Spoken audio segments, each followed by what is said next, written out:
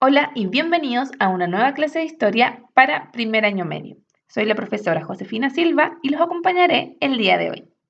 En esta clase veremos las principales transformaciones que vienen de la mano de las ideas liberales y cómo éstas cambiaron el funcionamiento de la sociedad al completo. Para iniciar la clase tenemos que saber que el objetivo del día de hoy será el siguiente: conocer y comprender las transformaciones que provocaron las ideas liberales en Europa y América. Para poder hablar de las transformaciones liberales, debemos volver atrás y recordar cuáles fueron las ideas liberales. Entonces, tenemos dos ramas del liberalismo. Primero, el liberalismo político, que postula la soberanía nacional, la exigencia de un marco legislativo, la separación de los poderes del Estado y la igualdad de la ley para todos los ciudadanos. Y luego el liberalismo económico, que propone la importancia de la propiedad privada sobre todo y la no intromisión del Estado en las relaciones mercantiles entre privados. Estos postulados, si bien daban más libertad, chocaban, ya que el liberalismo económico pone en una posición de desventaja a la mayor parte de la población al poner sobre todas las cosas al capital, dejando de lado la vida de las personas, que es efectivamente en lo que se enfoca el liberalismo político. Estas ideas liberales nacen con la Revolución Francesa y la independencia de Estados Unidos, y luego con Napoleón y sus afanes imperialistas. Se propagan primero por Europa y después por todo el mundo. Cuando Napoleón es derrotado, los monarcas intentan volver al antiguo régimen, pero los habitantes de estos reinos ya estaban influidos por las ideas liberales y no aceptarían pasar de ser ciudadanos a súbditos, por lo que comienzan una serie de revoluciones liberales. De esta forma, luego de conocer las ideas liberales, los habitantes de estos reinos ya no se consideraban súbditos, sino que ciudadanos en pleno derecho. Exigían, por lo tanto, el derecho de participar en el gobierno y no admitían la vuelta al antiguo régimen que proponían los monarcas. Esto causó tres oleadas revolucionarias. La primera, llamada el siglo de 1820, que comienza en España y se expande hacia Portugal e Italia, que es reprimida por la Santa Alianza, formada por Rusia, Austria y Prusia en un intento por mantener el funcionamiento y el lugar privilegiado de las monarquías. Luego, la segunda ola de revolución, en 1830, comenzó en Francia y se extendió por Bélgica y Polonia, entre otros territorios. Esta fue una revolución liberal, pero de marcado corte nacionalista. Y por último, el estallido de 1848. Se le llama el cierre del ciclo revolucionario liberal y es el primer momento en el que se hacen presentes los intereses de los obreros y trabajadores. En esta última parte de las revoluciones liberales, se impulsaron cambios como el sufragio universal masculino en Francia, la abolición de la servidumbre en Austria y el fortalecimiento del nacionalismo en los territorios italianos y alemanes. Entre las consecuencias que traen estas revoluciones tenemos las siguientes. Consecuencias políticas. Se pasa del absolutismo al liberalismo. Surgen nuevos estados en Europa como Italia y Alemania y se crean constituciones en la mayor parte de los países de Europa. Entre las consecuencias sociales se encuentran que la burguesía logra alcanzar finalmente el poder político, se pasa de una sociedad estamental a una sociedad de clase y surge el proletariado. ¿Quiénes serían estos? Los trabajadores obreros. Entre las consecuencias económicas se encuentran que se reconoce la propiedad privada, surge además el liberalismo económico. En América también existen consecuencias de estas revoluciones, como por ejemplo que surge el deseo por autogobernarse y se desarrollan debido a esto las guerras de independencia. También los americanos demandan derechos individuales, como la igualdad y la libertad de todas las personas y la tolerancia religiosa. Y finalmente, en el siglo XIX, se impulsan políticas liberales, como la creación de constituciones, la libertad de enseñanza, el libre comercio y la disminución de la influencia de la Iglesia. Entre las consecuencias del surgimiento de las ideas liberales tenemos el reconocimiento de los derechos individuales, que se da en tres instancias o etapas. Una primera etapa a finales del siglo XVIII, dada por el surgimiento y las primeras apariciones de estos en la Declaración de Independencia de los Estados Unidos y en la Declaración de los Derechos del Hombre, del Ciudadano, en el contexto de la Revolución Francesa. Una segunda instancia ya en el siglo XIX, donde se lucha por las libertades individuales como la libertad de pensamiento, de reunión, de asociación, la libertad de prensa y la libertad religiosa. Y una tercera y última instancia a finales del siglo XIX, relacionada al abolicionismo, movimiento que aboga por el fin de la esclavitud y el comercio con personas, que hasta la época era algo aceptado.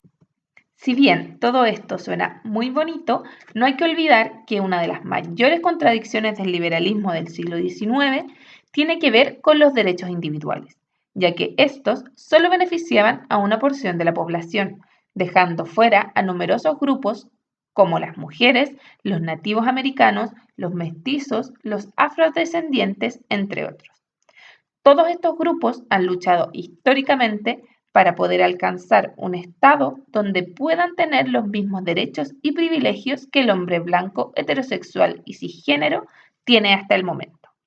Es por esto por lo que en la actualidad se habla de movimientos decoloniales, feministas, pro-LGTBIQ+, etc., que buscan llegar a un estado de igualdad entre este sujeto ideal que los liberales propusieron en el siglo XVIII y XIX. Cultura burguesa. Entenderemos la burguesía como el grupo social que surge en la Edad Media en los burgos o ciudades, que incluía a comerciantes, propietarios de negocios, banqueros y profesionales como científicos, médicos, entre otros. Con los cambios que se dan luego de las revoluciones liberales a lo largo del siglo XIX, la aristocracia fue perdiendo influencia y mezclándose con una parte de la burguesía, la que llegó a controlar el poder político y económico. Esta élite o minoría dirigente basaba su primacía en la propiedad y en la riqueza.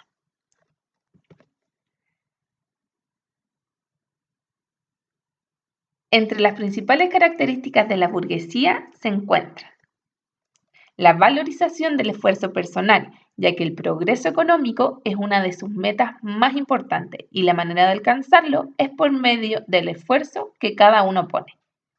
Los valores de la familia, el orden y el esfuerzo son los valores máximos de la burguesía, al igual que el ahorro. Esto dado en oposición a la ostentación que mostraba la aristocracia de sus riquezas, ya que estos la tildaban de innecesaria. De la misma forma, se ensalzaban la vida familiar, la dignidad y el trabajo. Por último, valoraban mucho el consumo y el ocio. Iban y admiraban el teatro, el ballet y la ópera como ocasiones en las cuales uno podía exhibirse en sociedad.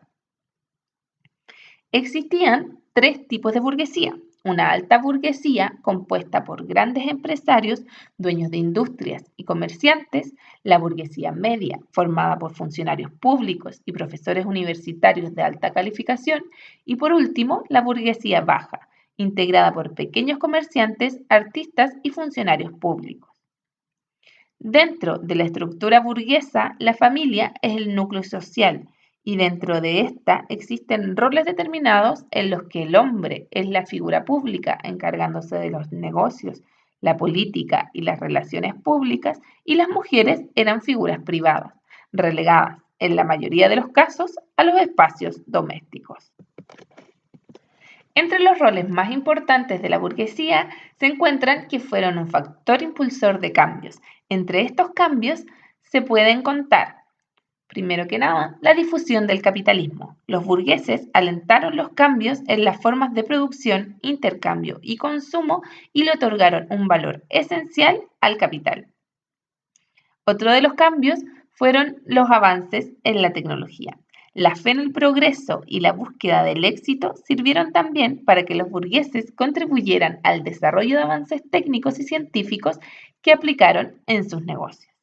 Por último, la modernización de los estados. En el plano político, los sectores burgueses encabezaron las transformaciones que dieron origen a los estados liberales y defendieron la separación de los poderes públicos, la promoción de ciertos derechos individuales y la soberanía popular. El rol de la mujer en el siglo XIX. Las mujeres, durante la mayor parte de la historia de la humanidad, han sido consideradas como un sujeto menor en capacidades y derechos que el hombre. Esto no fue distinto en la sociedad del siglo XIX, y a pesar de los cambios que se dan con las ideas liberales, éstas no logran una participación real en el ámbito público, quedando relegadas al ámbito privado y doméstico. La realidad de las mujeres del siglo XIX, por lo tanto, estaba marcada por su falta de derechos políticos y legales, su dependencia absoluta durante toda su vida de una figura masculina, ya sea su padre, esposo, hermanos o hijos. Y además que el ideal de mujer era una mujer devota, obediente y sin opinión. Si bien esto varía un poco según su clase social, no supone un cambio radical en el sentido de su autonomía y posible participación en la esfera pública. Tenemos entonces a las mujeres de clase baja, que no tienen ningún tipo de educación, se les pagan menos por las mismas labores que realizan que a los hombres y además este salario pertenece a su marido. No tienen además la tuición de sus hijos, pero deben hacerse cargo de ellos. Mientras tanto, las mujeres de clase media y alta tienen una marcada mentalidad puritana, donde su educación está orientada hacia la religión y la administración del hogar y se dedican a asistir a actos religiosos, sociales y obras de beneficencia. Por lo que si bien tenían algo de participación pública, esta estaba limitada a hacerse ver en su calidad de esposas y de devotas. Lucha por el cambio y la emancipación.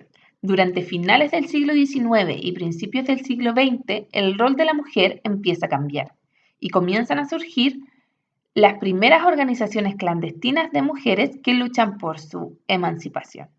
Esto ayudado por los cambios económicos que trajo el liberalismo económico, que abrió las posibilidades de trabajo remunerado para el género femenino, lo que generó un punto de reunión de mujeres que compartían un espacio e ideas en común. Estos primeros grupos clandestinos luchaban por el voto y la igualdad de derechos, ya que consideraban que teniendo acceso al voto podrían alcanzar todos los privilegios con los que contaban los hombres. De la misma forma, este cambio provocó un cierto aumento de las libertades al existir un mayor control de natalidad y poder tener menos hijos. Se cambia también la moda para poder adaptarse a las necesidades de las mujeres, que deja atrás el corsé para permitir una mayor movilidad y las faldas sufren un acortamiento y se angostan además para poder andar en bicicleta, dándole a las mujeres una nueva independencia al poder movilizarse de manera autónoma.